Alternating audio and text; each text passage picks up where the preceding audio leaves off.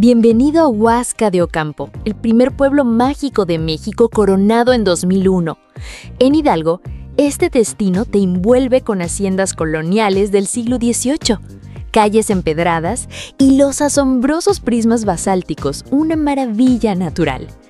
Aventúrate en los bosques de Oyamel, deslízate por la tiraleza de Peña del Aire con vistas espectaculares, o déjate cautivar por las leyendas de duendes que dan magia al lugar.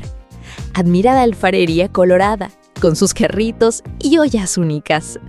Huasca combina historia, naturaleza y encanto para una escapada inolvidable. Vive la magia.